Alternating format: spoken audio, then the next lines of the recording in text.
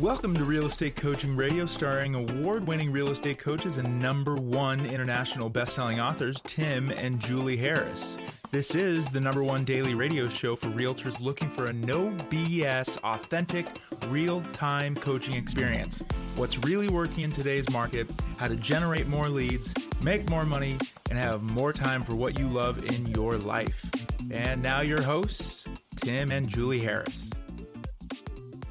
Julie, what the heck is the upside to a down real estate market after all? Well, I know there's so many negative headlines and doom and gloom and the number of sales has crashed and this and that and the other. But there are some upsides to this market. And let's define what a down market really is. Sure. Because as we've been sharing with you guys the last couple of weeks, it looks like this is indeed going to be the worst market, real estate market, in terms of home sales of our lifetime. So for those of you who just got your real estate licenses, evidently you didn't get the memo. What were you thinking? Right. We're just kidding because we think a market like this creates the most opportunity for agents that frankly are being proactive with the right skill set. But yes, we're looking at this year being the lowest number of actual home sales maybe in the last 3 or 4 decades. The numbers obviously aren't all in yet, but that is indeed what it appears is going to be. This is going to go down in the history books. And for those of you who are wondering what a tough real estate market actually feels like, you have just lived through it. Congratulations. And there's every reason to believe that we're at or near the bottom in terms of the actual number of transactions. And last point, and I've made this the last 3 days because it's really important. Yes, this is going to be the lowest number of transactions in maybe recorded history for real estate sales in terms of a percent of homes that actually got listed and sold. But we're still looking at what we believe to be around 10 million paychecks were issued to real estate agents this year. There are 4 million listings that sold. There were almost 700,000 or 800,000 new construction homes that were sold. Hopefully, all those had two sides, a buyer's agent and a seller's agent. You guys can do the math. That's not a bad thing. It's just a function of whether or not you were one of the agents receiving multitudes of those paychecks. And if you weren't, this is today's podcast. That's right. So we're going to give you talking points. These are really objection handlers in some sense. When people say, oh, I'm going to wait, or, the market's terrible, whatever. What is the upside to a down real estate market? Point number 1, buyers in the new market now have more choices. Inventory just went up, I think, about 11,000. It's not a ton, but it is inching the right direction.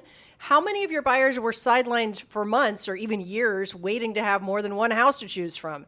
How many more buyers opted not to be in a bidding war? They just didn't want to deal with that. How many of those buyers have also got a home to sell who told you they would have listed, but where would they go? We did a podcast on that, by the way. And there's a lot of new construction, too, that's finally coming online. Tons of new construction. Right. When was the last time you spoke with those people? Inventory has inched up over the past 90 days, even if it's just slightly, but new construction has inched up a lot. Some homes are taking longer to sell, and as days on the market increase, so do the number of choices. One of the coaches told me that they had a coaching client who represented a buyer who got $100,000 off of the list price, to which I said, that's pretty significant. How did they do it? They said, well, the house had been on the market for 90 days.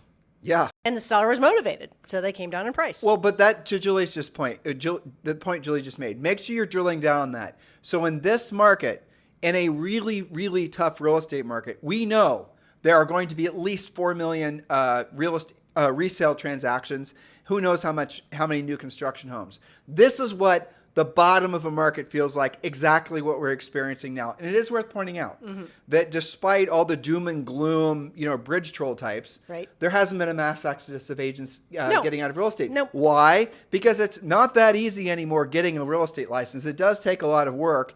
It does take time. And real estate is a great transition job for you. A lot of agents or a lot of humans now are getting real estate licenses because of the fact that they want to be less dependent on a job, or they want to create another income source for themselves. That's what happens in a marketplace like this. Julie and I said 4 years ago that when the market got tough, which we knew it would happen, we saw inflation coming, we knew interest rates were going to go up. We talked about this. Go back and listen to our predictions from years ago. We also predicted the number of agents would not precipitously drop. Even the number of agents would increase because of the fact that people need to oftentimes, unfortunately or fortunately, have multiple sources of income. Well, that's right. And don't forget the fact that the average sale price means the average commission has gone up. So let's say that you're somebody that has kind of a mid-level job, you're making 70 or 80 grand a year. Guess how many homes you have to sell? 7 or 8. It's not 5 billion, right? I mean, that's pretty amazing to be able to do that, either as an additional job or to replace your old job. Yes, the number of sales are down, but how many do you personally need? Well, I remember in the late 70s when I was single digits, Yeah. my mom went and got a real estate license. That's right. I'll never forget. She got a real estate license. She passed. She was a real estate agent. She was working for Century 21. And she bought this, and we have pictures of it because she denies it. She lives I know with what us. you're gonna say. She bought this pink suit for herself. And it was this crazy pink suit with bell bottoms. Remember, this is the late 70s. But why did she do it? Because my dad wasn't earning as much money. And because mom wanted to earn money so she could, obviously, we were old enough that we could more or less take care of ourselves. So that she could then subsidize the income for the family. That's what happens in markets like this. That's right. So, number 2, again, upside to the down market, buyers don't have to guarantee appraisal gaps anymore in most cases. Homes are selling at or close to the list price, not massively above anymore. No more worries for you about deals dying because the buyers don't have the down payment plus the appraisal difference. This means each buyer's savings actually goes further towards a stronger down payment or keeping more reserve cash or possibly even buying down the interest rate. So that's good. How fun was that dealing with appraisal gaps? I love this next point, and this is probably one of the reasons I love a market like this. Oh, me too. Is the sellers actually need you. That's point number 3. Sellers actually need you. Homes aren't selling themselves anymore. Pricing is more challenging and staging matters.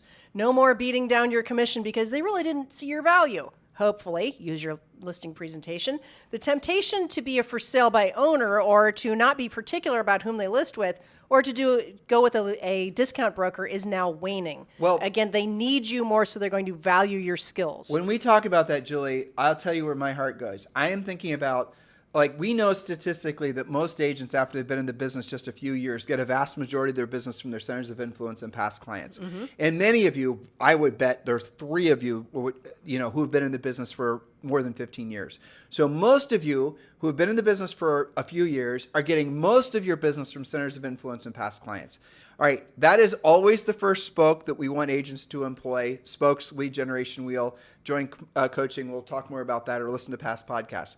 But here's really what happens. In a market where the sellers become more particular, especially coming out of a hot seller's market, where the centers of influence and past client type agent has not had to learn how to compete, those are the agents that suffer the most in a market like this. 100%. And so we've seen that happen from the coaching side, but I also remember when Julie and I sold real estate. So if you're an agent who got all of your business, a majority of your business from your centers of influence and past clients, do not think that you're somehow going to skate past the need to really get your game on, because that seller who loves you, who is they sat next to you in church, or you were neighbors 5 years ago, or does not matter how you're connected with them. That seller is going to be very selective on who they list the house with. And even if they know, love, and trust you, it does not mean they will list with you unless they're confident that you can actually get the house sold. They're going to make you compete. And there's so many ways they can go and research you anymore. You can go online and find out how many houses most agents have sold or haven't sold, whether most of the transactions they've done were buyer or seller side. Mm-hmm. So you're going to have to get your skills on, and you're going to have to assume that what worked in the past market still will work, but you're going to have to make it work by improving your skill set. Well, that's right. And in fact, because sadly, when does happen, you lose that listing that you were assumptive just because you knew them. Those are the tragic coaching calls because it's so painful. It almost always is losing twice, and then they hire a coach. Exactly how it goes. They don't learn the first time. No, they have to learn a second time. They do. We try to save you from this, guys, but still you're stubborn. Well, it's because the first time they're like, we're saying, for example, you see one of your centers of influence and past clients lists with somebody else. You're going to rationalize it. You know you will. They bought the listing. They cut their commission. Yep. Or somehow they knew them, or maybe it was a whatever. You're going to rationalize losing. The first time. And you're going to write it off. The second time you're going to lose again. Center of influence, past client comes out. You don't pre-qualify them. You don't know whether you're competing. You don't know anything. You're just waltzing out there assuming you have the listing, and then you lose again. That's when you hire a coach. Don't waste time. Don't lose the money. Those lessons are too expensive Just cut to the, assume that you're going to be in a situation where you're going to compete because that is what's going to happen. Oh, Tim, I'm mostly a buyer's agent. Hey, guess what? The buyers you sold 5 or 6 years ago are now wanting to sell their homes. If you think you're mostly a buyer's agent and that's how you act, they're not going to want to do business with you. This is your opportunity to, frankly, move ahead in the marketplace at a faster pace. You can actually become more successful in a marketplace like this if you're willing to be proactive with the right skill set. That is the reason that we've given you guys Premier Coaching for free for the first 30 days. Scroll down, click the link, join Premier Coaching. You can read all about what you get for the first 30 days. If you don't like what you're experiencing for some reason, you can quit. You don't have to pay us anything. We've made it super simple for you to say yes. Scroll down, click the link to join Premier Coaching, or obviously just go to premiercoaching.com. All right, point number 4, upside to a down market. Commissions are going up on both the listing side and the buyer side. Caring, competent, and skilled agents are now in high demand. Fear of missing out, or the FOMO, plus the scary headlines, equals sellers need your guidance to figure out what is actually going on in the market. That's why we devote so much time on the podcast to explaining what's going on in the market. So be the problem solver, the leader in an otherwise confusing market. That's why you're getting paid more these days. All right, point number 5, and this one I love. Builders love you again.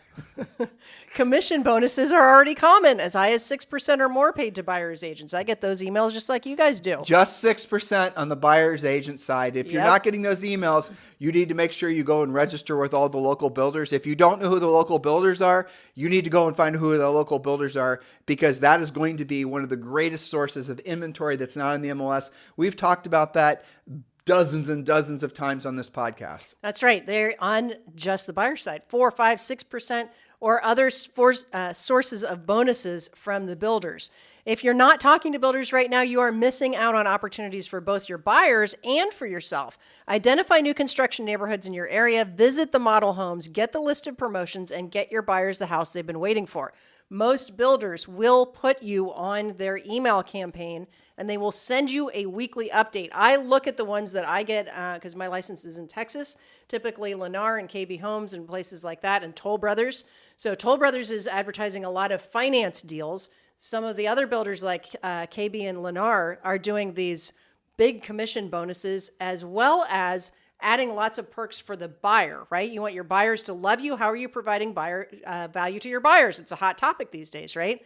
Well, negotiate more of the great things you can add on to a new construction house: decks, pools, landscaping, all kinds of cool stuff. You really won't have to negotiate it for the most part. Because it's being thrown at you. Exactly. You're going to walk in. Here's what the house costs. Here's what the options are. But here's all the stuff you get for free, because the builders are having to compete with the fewer buyers amongst each other. And all of them are offering, at least the medium and larger builders are all offering financing incentives. That's right, because in the past 90 days or so, when rates started and continued to inch up, a lot of the new construction deals tanked, and so the builders have more inventory. Those became spec homes, which brings us to point number 6. Builders also love buyers. Most builders are now offering in-house financing with loan buy-down programs, which start at an introductory low rate, adjust 1 to 3 times, and then lock in the rate on year 3. This means buyers can afford more, still get a low rate, refi later if they wish, and have a new home by the holidays. Now, sometimes, depending on the builder, how are they doing that? They're taking money, actual money, from the sale of the property, and then they're working with usually a third-party lender. It might be their in-house lender, doesn't matter, and they're buying down the interest rates. Now, the nature of the loan that they're offering to your buyer, Julie just gave you an example of a 3-1 or something. You don't necessarily have to do that deal. So let's say they've taken $15,000 or $10,000 from the purchase of the property. They set it aside to buy the rate down, make the payment lower. Well, maybe your buyer would prefer a 30-year fix. They can still do that. You're just going to have to ask. Or maybe they're like a 723 or something like that. Most people don't stay in their houses 7 years. So again, depending on your market, and you are probably going to be right as rain just having them do a 723 or 525. That's where the rate is lower for the first 5 years. Then on year 5, it adjusts to something else. For the remainder of the loan, it doesn't just keep adjusting. So. Right, exactly. Yeah. That's right. Okay. And we've done podcasts on some of these different loan programs. If you guys have your head spinning right now going, what's a 723? What's a 525? I've never heard of such a thing. refer to previous podcasts. Okay. Or better yet, join coaching so that you can talk about it all the time. All right. Point number 7, upside to a down market. Homes are still appreciating and rents are still high. Thus, being a homeowner still makes more sense than renting.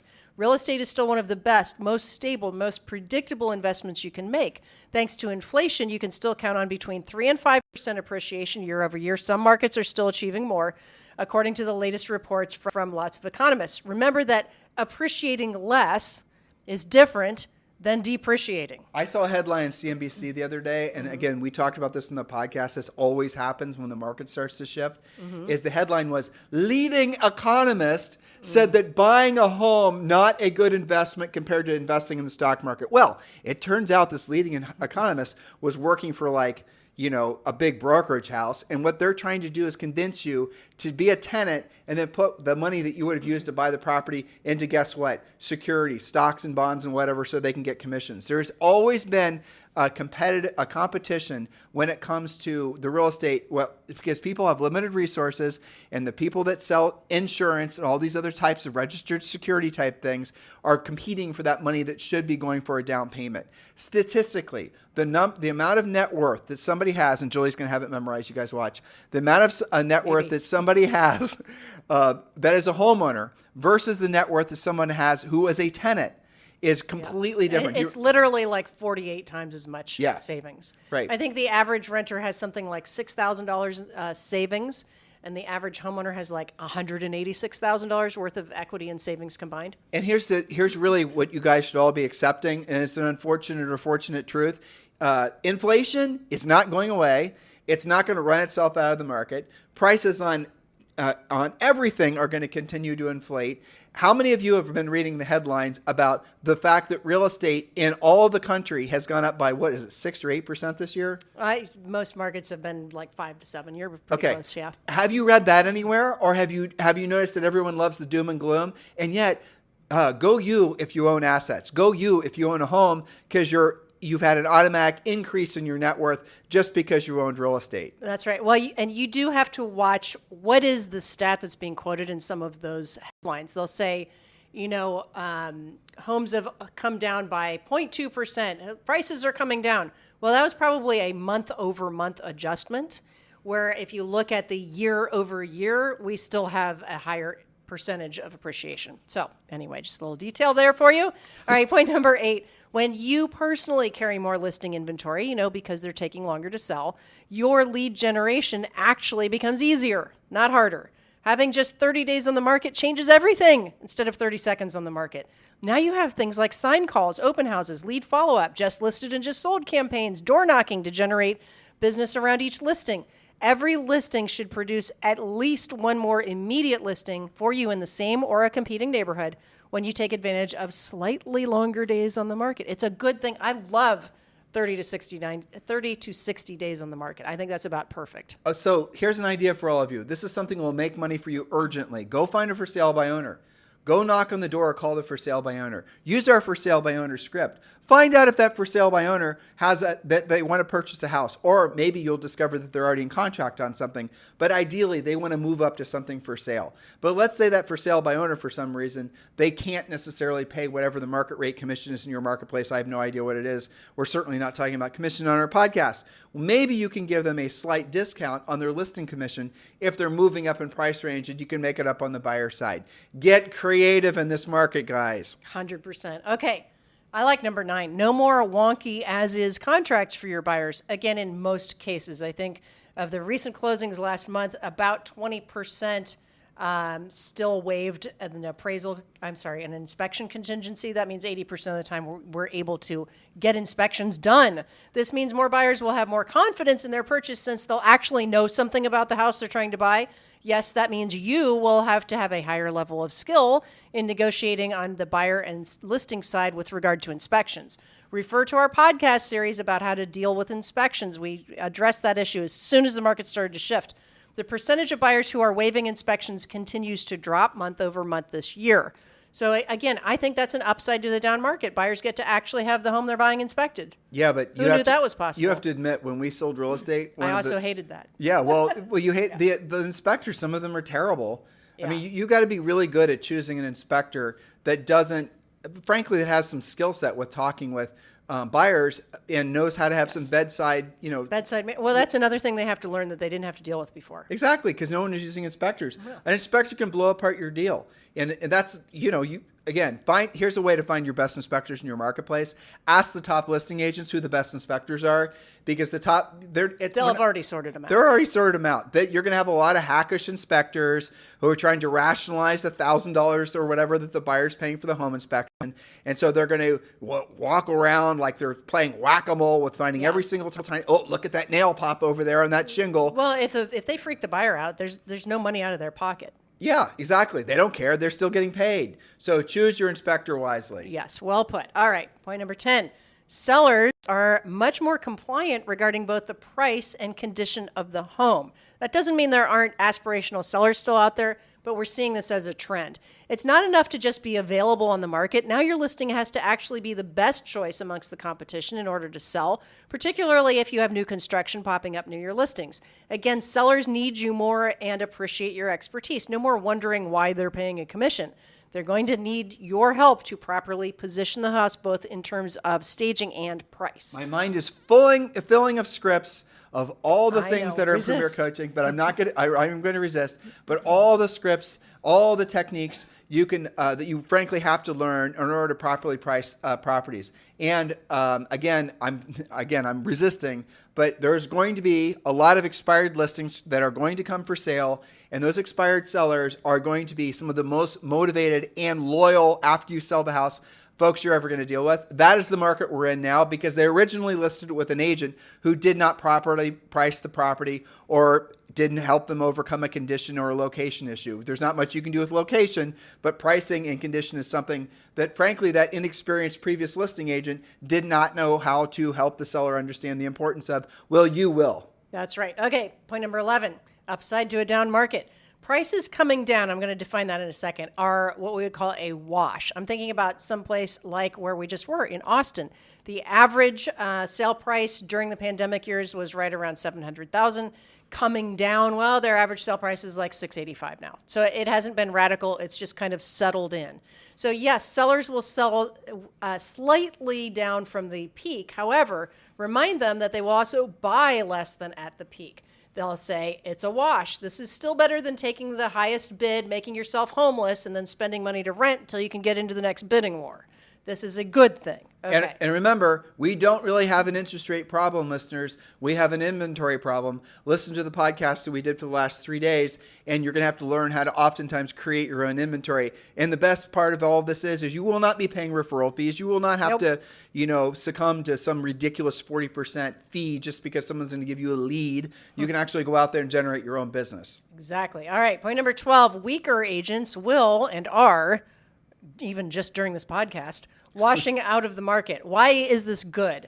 The quality of offers and contracts, as well as the ease of negotiating, should get easier when skilled agents are working together. This also allows for the rise of new top producers like you, listeners, who embrace the change and take advantage of the opportunities. So I don't like that point, and I say that with love and respect, my dear, because the fact is that the weaker agents are only weaker, not because they didn't necessarily have the aptitude or the desire not to be the weak agents. It's because they hadn't discovered this podcast. Because they joined a real estate brokerage that was run by somebody who frankly only sold during one market, and they didn't have the skill set themselves to help that agent be successful. So when people celebrate in any way somebody else failing, I just have Well, I didn't quite mean it that way. Right, you know what I meant though.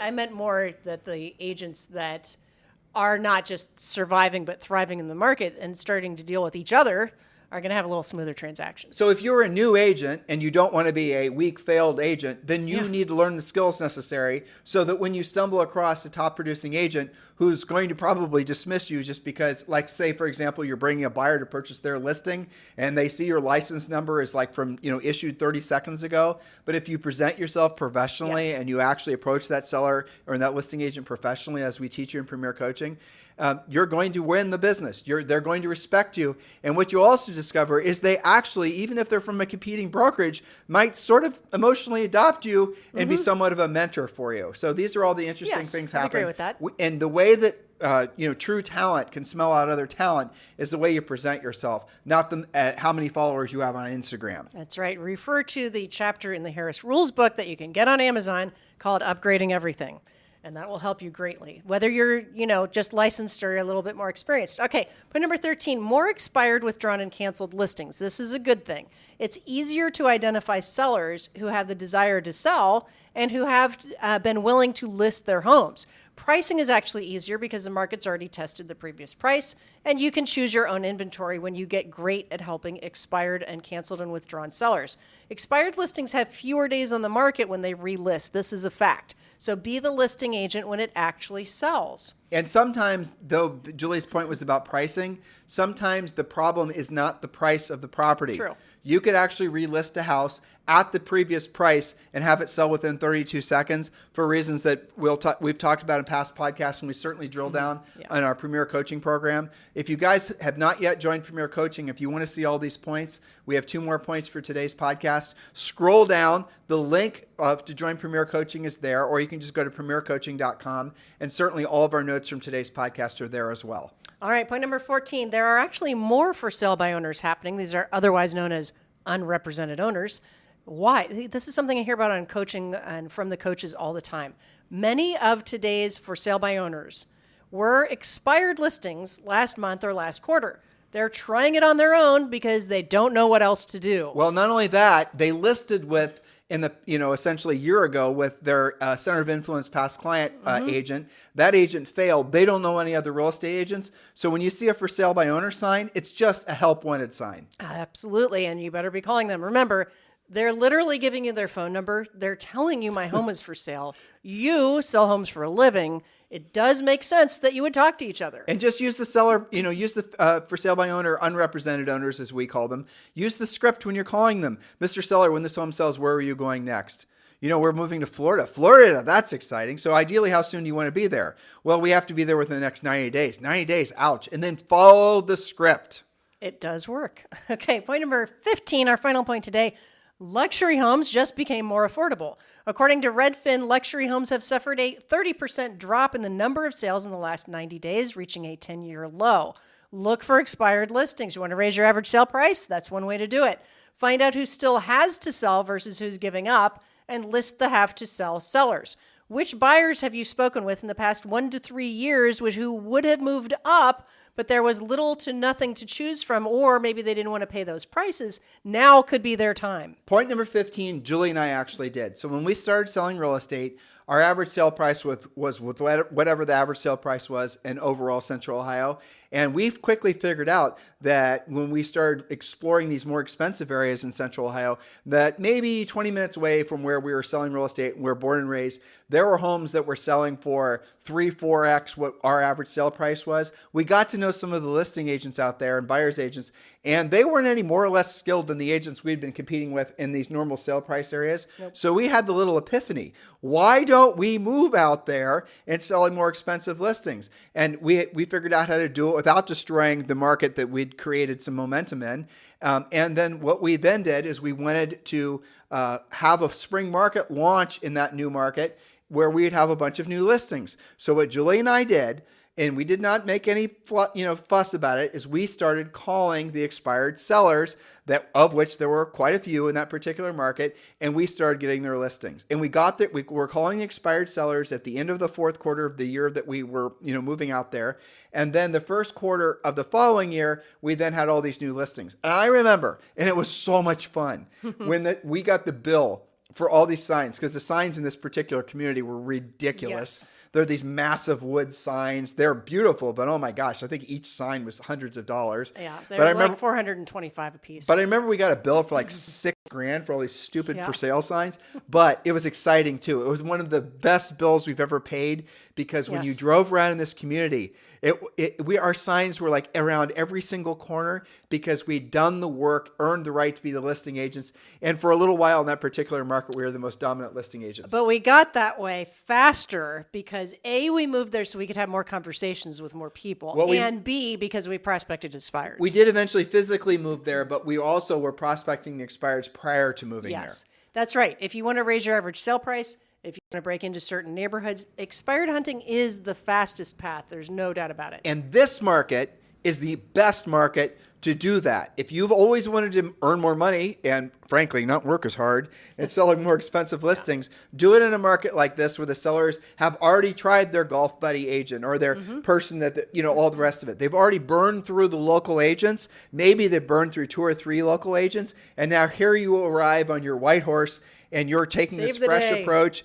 because you're using our proven Premier coaching system. You take the listing, you sell the listing. Imagine all the rest of the business that's going to come your way just off the for sale sign, or the neighbors seeing that that house had been for sale with all the local yokel agents, and now you got the house sold. Who do you think they're going to call when they put their house for sale? Yes, and here's some really advanced coaching. Are you ready? Those luxury homeowner sellers want the same things as everybody else.